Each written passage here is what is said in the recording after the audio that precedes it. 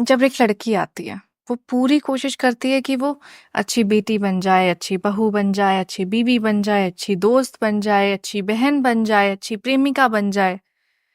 वो ये भूल जाती, हम ये कहते हैं कि मैं क्यों सुनूंगी, हम्म। मैं क्यों सुनूंगा, तुम मेरे से ऐसे बात नहीं कर सकते हो, तुम मेरे से ये बिहेव नहीं कर सकते हो। हमारे रिश्तों में ना आजकल ईगो इतनी बड़ी हो गई है ना, कि हमने इज्जत को और प्यार को जगह देना छोड़ दिया है।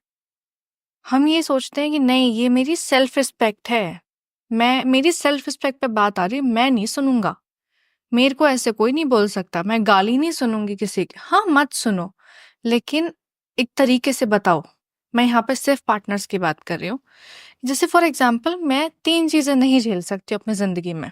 ये मेरी शादी से पहले का भी रूल था, ये आज भी और जिंदगी भर रहेगा। मैं किसी की गाली नहीं सुनूंगी, मेरी कोई कैरेक्टर के ऊपर बात करेगा, मैं वो नहीं सुनूंगी, और मैं ऊंची आवाज में नहीं बात सुनती हूँ।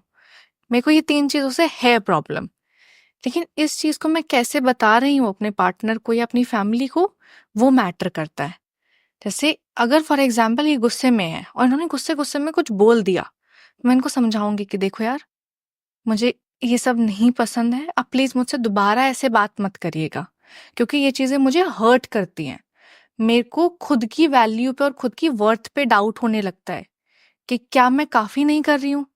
क्योंकि एक लड़की के साथ जब आप ऊँची आवाज़ में बात करते हो ना, वो सिर्फ़ ये सोचते हैं कि यार, क्या मैं कम पड़ गई हूँ? मैं जितना कर रही हूँ इस घर के लिए, तुम्हारे लिए, तुम्हें समझने के लिए, वो काफ़ी नहीं है क्या? कि अगर मैं सिर्फ़ एक चीज़ माँग रही हूँ, इज़्ज़त, और वो इज़्ज़त भी नहीं दे पा रहे हो तुम, तो फिर मैं इस रिश्ते में क्यों हूँ? वो एक डाउट आने लगता है। तो आप अपने पार्टनर को समझा दो कि देखो यार, ये 3 चीज़ें आप कभी गलती से भी मत करना। अगर गुस्से में बोल दिया है, तो प्लीज़ आके समझना कि मुझे बहुत ज़्यादा हर्ट होगा। And same goes with him. ये बिल्कुल एकदम, जैसे कहते हैं ना, कि अगर इनका अग्रेशन है, तो अग्रेशन एकदम हाई पॉइंट पे है। फिर ये नहीं देखेंगे कि आप कितने प्यार के साथ शादी करके लेके आए हो, या फिर कौन माँ है, कौन बाप है, कौन भाई है। इनका गुस्सा टॉप पे है। लेकिन उस गुस्से के टाइम पे ये मेरी ज़िम्मेदारी बनती है कि जब मेरा आदमी गुस्से में है, तो मैं ये समझूँ कि उसकी वजह क्या है। वो किस वजह से इरिटेट हो रहा है, वो किस वजह से परेशान हो रहा है। वो गुस्सा मेरे ऊपर नहीं कर रहा है, वो किसी और का जो फ्रस्ट्रेशन है, किसी और से जो नाराज़गी है, कोई इरिटेशन है, वो मुझे सिर्फ़ अग्रेसिव मोड में बता रहा है कि ऐसा हुआ है मेरे साथ और मैं परेशान हूँ।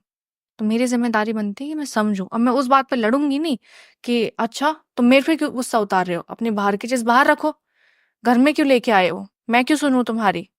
यहाँ पे तो फिर ये होगा ना कि आपने शादी क्यों करी है? क्योंकि शादी का मतलब तो सिर्फ़ प्यार, प्यार, प्यार और रोमांस, रोमांस, रोमांस तो नहीं है। शादी में आपको एक इंसान का प्यार भी देखना है, उसका गुस्सा भी झेलना है, जब वो उदास है तो उसको आपको मोटिवेट भी करना है, उसके घरवालों को भी सँभालना है, और अपने रिश्ते को इन होल टोटल सँभाल के रखना है। जैसे एक वो होता है ना कि एक प्रोटेक्टिव शील्ड होती है, कि आपको सारे वार दुनिया के सहने पड़ेंगे उस रिश्ते में। आपको सारी दुनिया की बातें सहनी पड़ेंगी, आपको परिवार की बातें सुननी पड़ेंगी, आपको अपने पार्टनर को गुस्सा सहना पड़ेगा। उसके बावजूद आप उस रिश्ते को कितने प्यार से और कितने इज्जत से बरकरार रख पाते हो, वो मायने रखता है।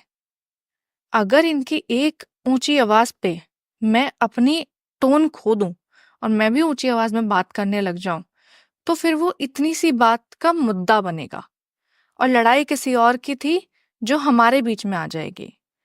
तो वो आपको बहुत समझना पड़ता है कि आप क्या फिलॉसफी लेके अपनी लाइफ में चल रहे हो और रिलेशनशिप में। ये दोनों के लिए है, लड़का लड़की दोनों के लिए। दोनों के लिए ऐसा मैटर नहीं है कि करता लड़की हमेशा सुनती है, लड़के भी सुने। है। बिल्कुल।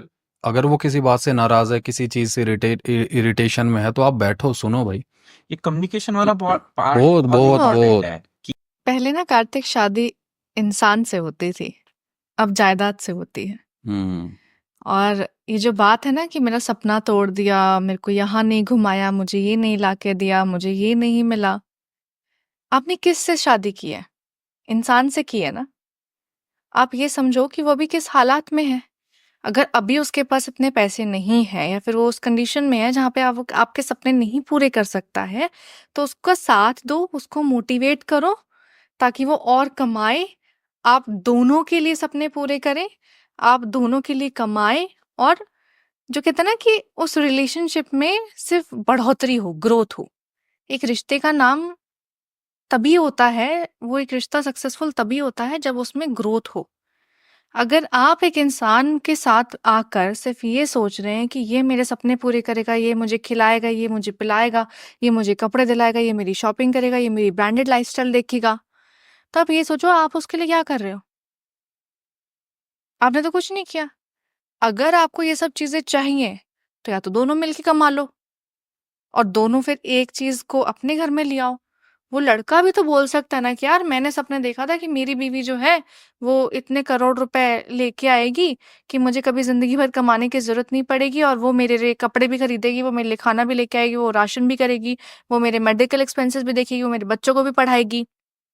क्या ये लड़का एक ऐसी एक्सपेक्टेशंस रख सकता है? नहीं रख सकता। क्यों? वो इंसान नहीं है क्या? उसके सपने नहीं हो सकते क्या? आपने अपने आप को इतना ज़्यादा ऊपर रख लिया है कि आप ये भूल जाते हैं कि आपकी शादी का मतलब एक-दूसरे के एक्सपेक्टेशंस पूरा करना नहीं है। शादी का मतलब एक-दूसरे का साथ देना होता है। उसकी अमीरी में भी, उसकी गरीबी में भी। उसके पास पैसे नहीं है, कमाओ और खाओ। ऐसा होता है, बिल्कुल होता है। बहुत ज्यादा होता है। लेकिन गलत भी तो।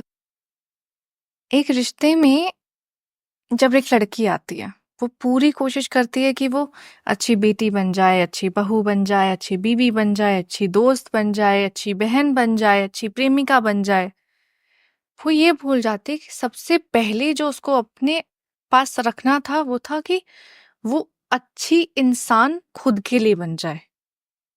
पहले जब रिश्ते में धोखा मिला तो ये समझ जाओ कि आपकी सेल्फ रिस्पेक्ट पे बात आई है, आपके साथ गलत हुआ है। आप गलत नहीं थे, किसी और ने गलत किया है।